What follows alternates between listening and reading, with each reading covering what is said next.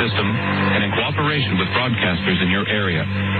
During an actual Amber Alert, stations will broadcast important information about the abduction of a child whom police believe to be in life-threatening danger.